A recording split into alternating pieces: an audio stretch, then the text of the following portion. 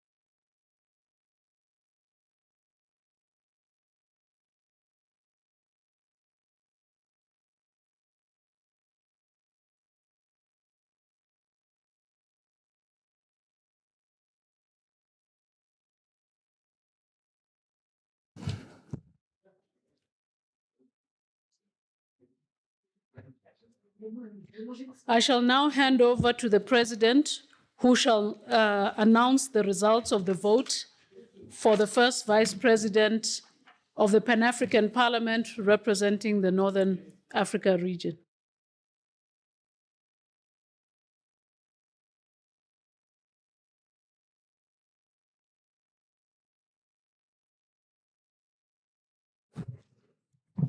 Because of the importance of this announcement, I would rather do it from here. The total number of votes cast physical in this chamber, 87, virtual, 13.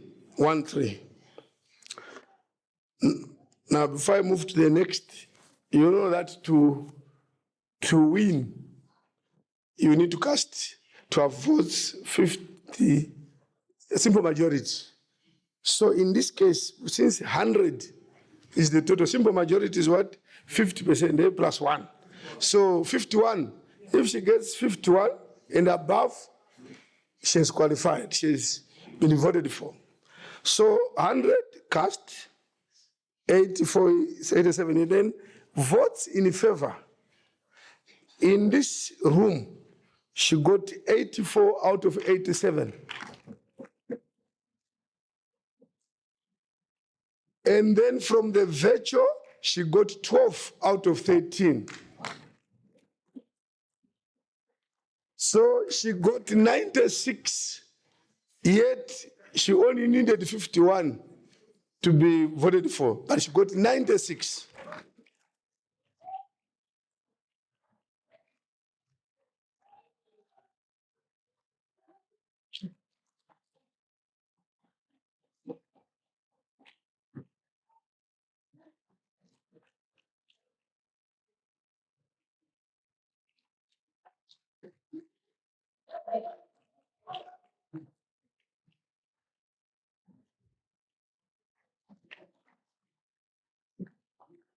Thank you for that.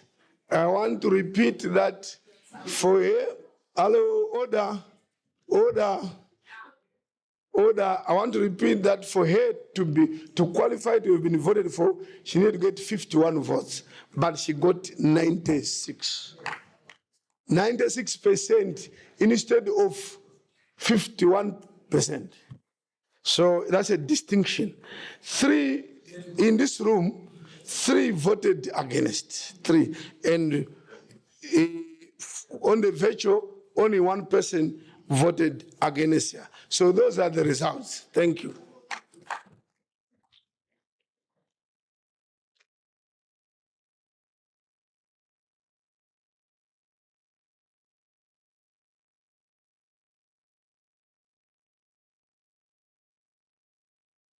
Okay. I now invite.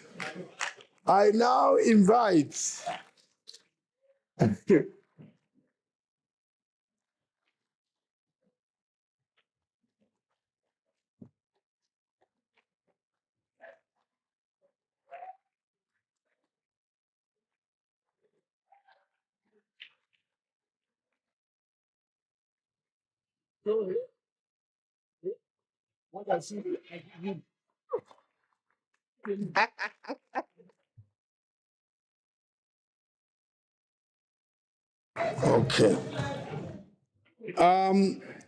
We give an opportunity for her to. Mr. By the way, President, sorry, it was Mr. not President. written. I now Procedure. declare. Okay. Yeah, you do the procedure when I've declared. I now declare Honorable Dr. Fatimetou Habib from Mauritania as the first Vice President of Pan-African Parliament.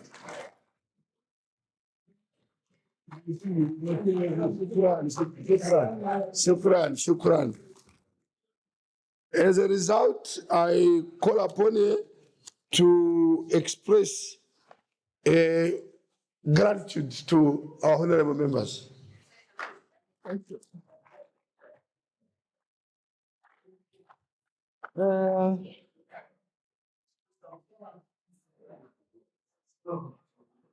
C'est le serment.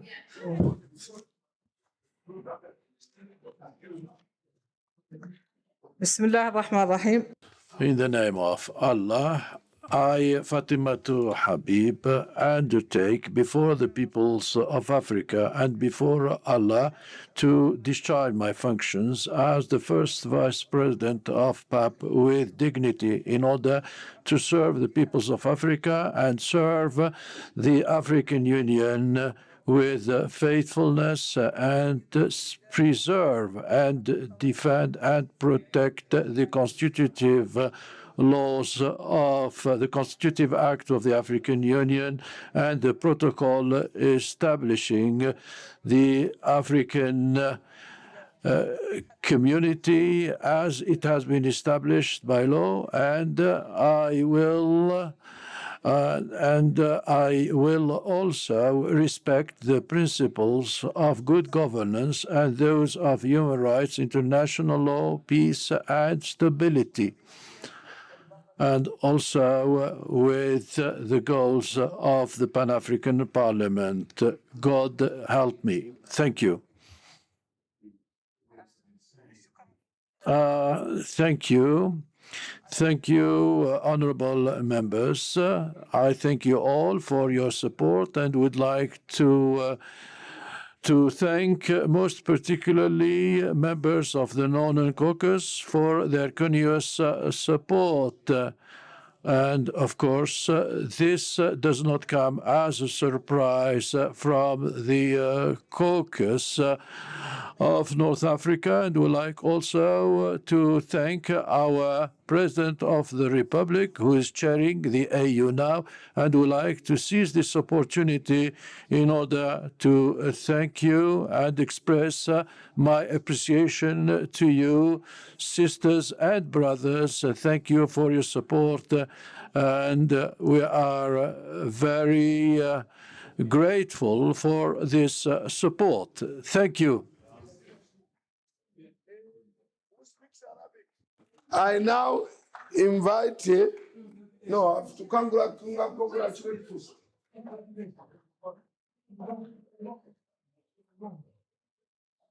Yes, sir. The president must be here.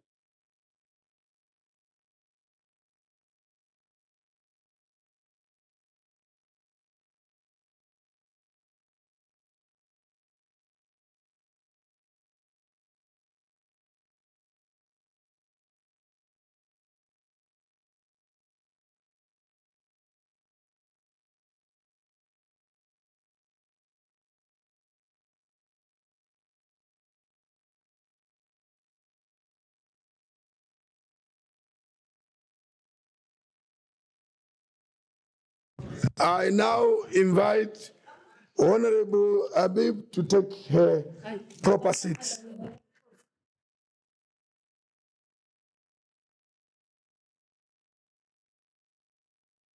Finally.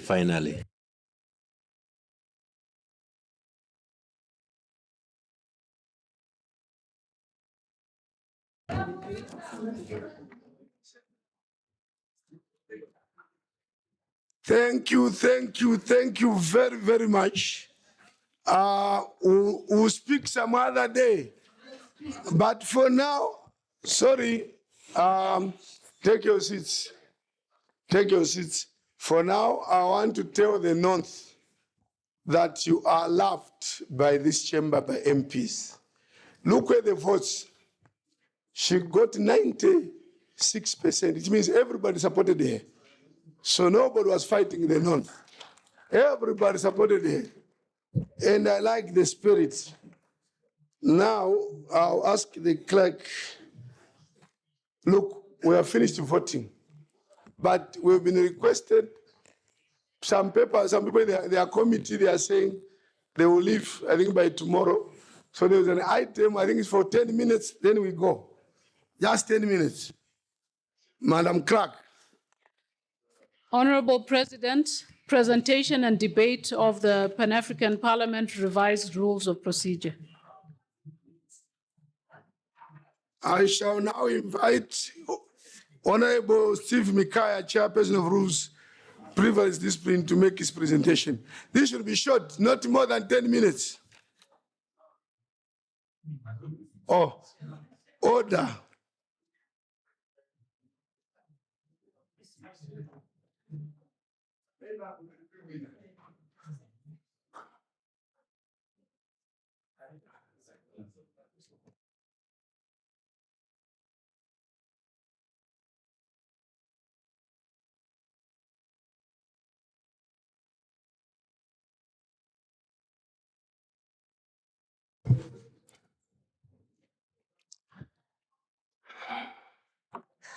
Your Excellency, Chief Fortune Charumbira, President of the Pan-African Parliament, our brand new first Vice President, Madam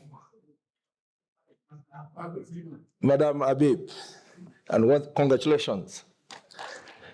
Your Excellency, Hon Dr. Ashbin Gayo, Vice President of the Pan-African Parliament, Your Excellency Hon Lucia dos Passos, Third Vice President of the Pan-African Parliament, Your Excellency Jida Mama Mahamat, Fourth Vice President, honored members of the Pan-African Parliament, Madam Lindwe Kumalo, Clerk of the Pan-African Parliament, ladies and gentlemen, good afternoon.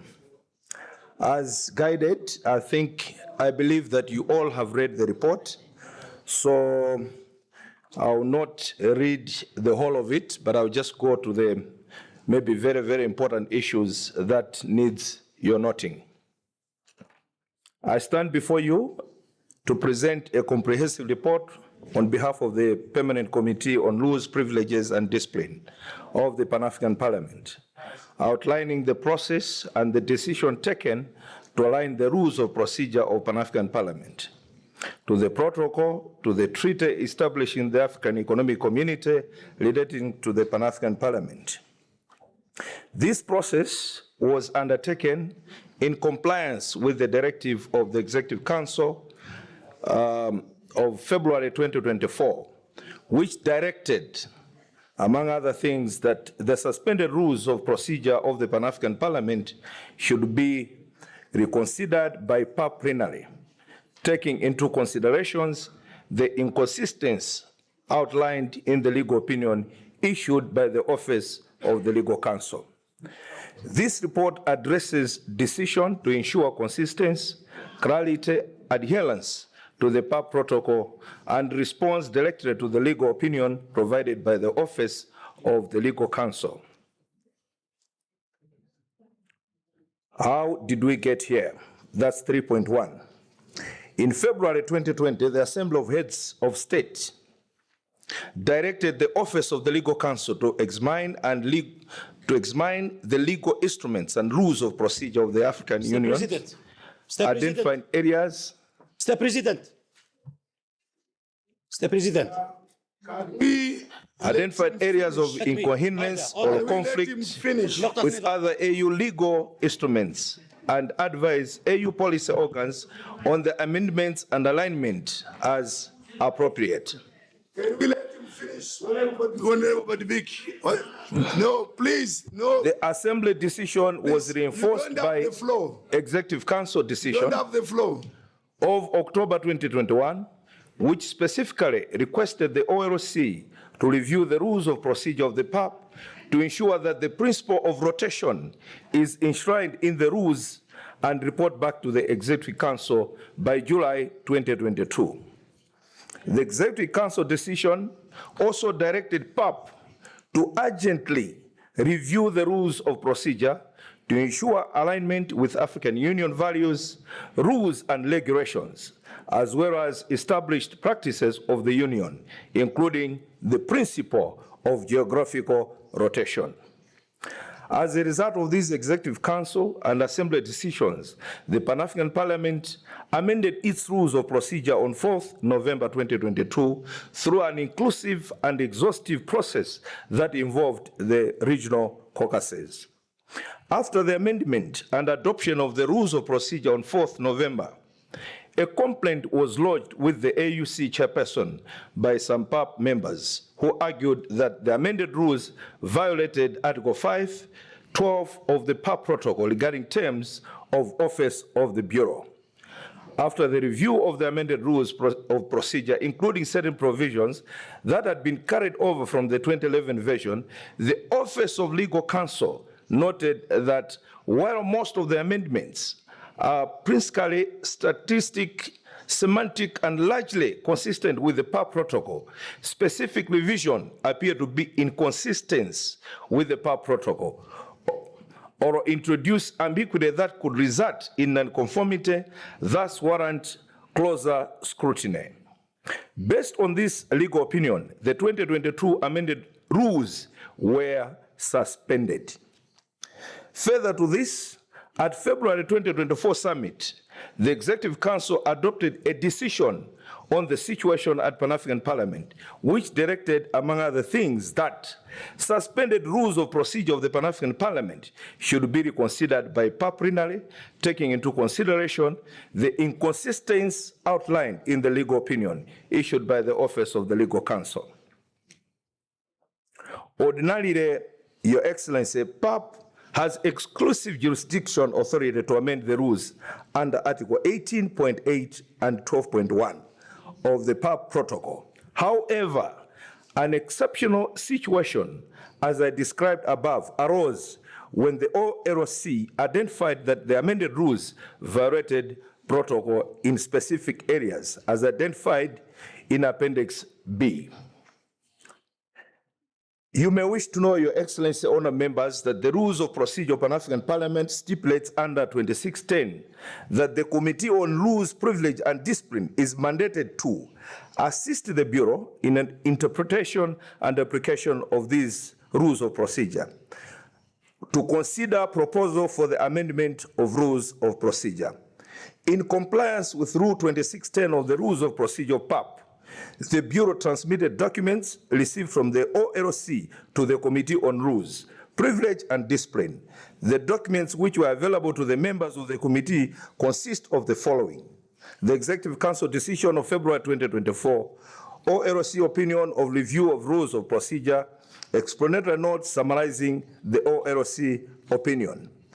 Pursuant further to the aforesaid mandate, the committee convened a sitting on November 2024. The meeting was, however, adjourned to allow a transition of the documents, and the quorum was not satisfactory.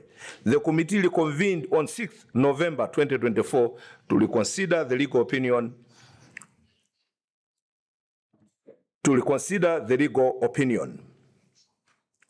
The key areas, reviews, and decisions taken. Your Excellency, honored members, given the imperative of complying with the Executive Council decision of February 2024, the Rules Committee limited its discussion to inconsistencies identified by the OLC and focused on specific violation identified in the legal opinion of the Office of the Legal Counsel. The committee was also of the opinion that the Executive Council's directive clearly outlined the terms of reference, scope for the reconsideration of PAP's rules, which must be strictly followed with no deviation to the protocol. The committee, in acknowledging the receipt of the documents identified in section 3 and above, and with particularly the number 4, 5, and 6, took note that PAP's rules of procedure are dynamic and can be amended in the future, and that the above referred submission will guide future deliberations to the extent deemed not consistent with the protocol. However, this process focused specifically on rectifying identified violations and aligning the rules with protocol as defined in the Executive Council directive. Below are the principal areas of review, the decisions taken, and the rationale for each adjustment. 1. Rule 1 and Rule 8.1 ceases to be a member, violates Article 5.4G of the PAP protocol. The amendment is null and void. The definition must be aligned to the text of Article 5.4G of the protocol. Rule 1, returning member, violates Article 13 of the PAP protocol. The definition is null and void and should be deleted. Rule 9.3, oath of office, returning members. This section should be deleted as it violates Article 13 of the PAP Protocol, which mandates the taking of an oath or solemnly declaration.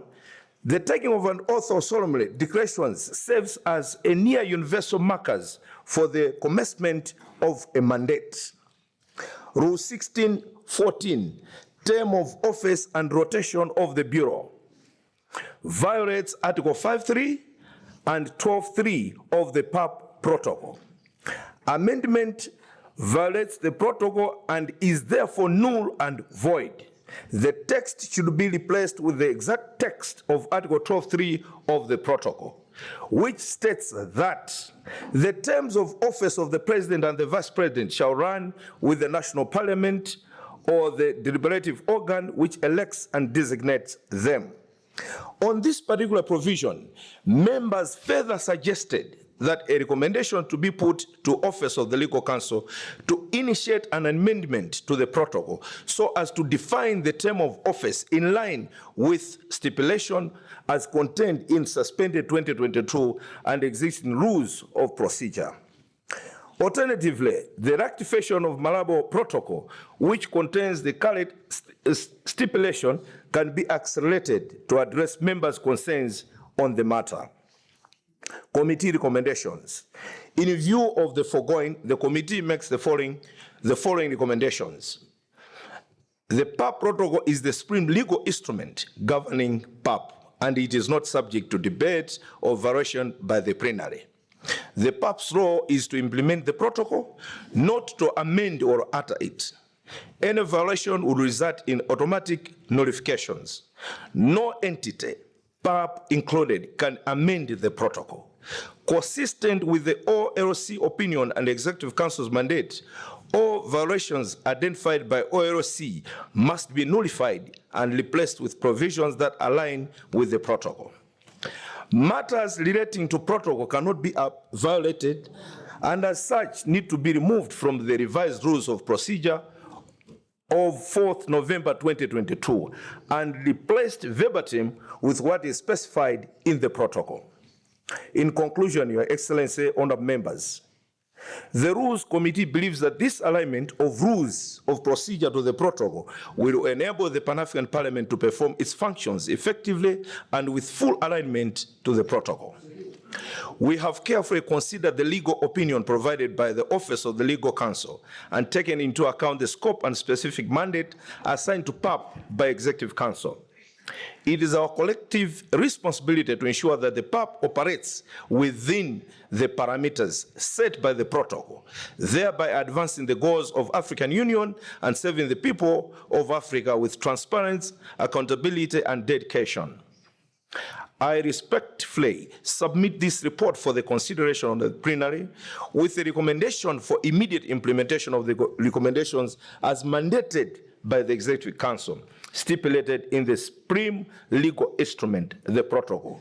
The Rules Committee remains committed to monitoring the implementation of these aligned rules and is prepared to make further adjustments as may be necessary in response to evolving needs and the guidance of the African Union. Thank you for your attention, and I look forward to your support of the Executive Council's directive by removing these violations and replacing them verbatim with language of the protocol with immediate effect. Your Excellency, I submit. Thank you very much.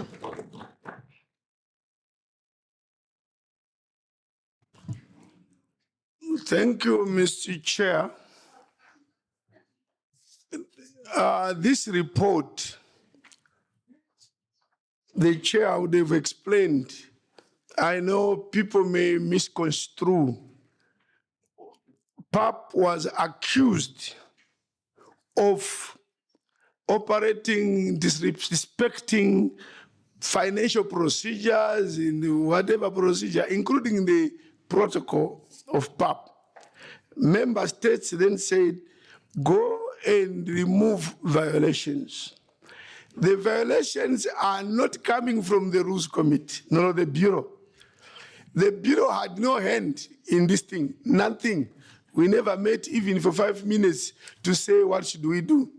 It is a directive which says this rule this rule violates the protocol. Go and remove it. And in our case, whether we debate, we cannot change or amend what is in the protocol. It's impossible.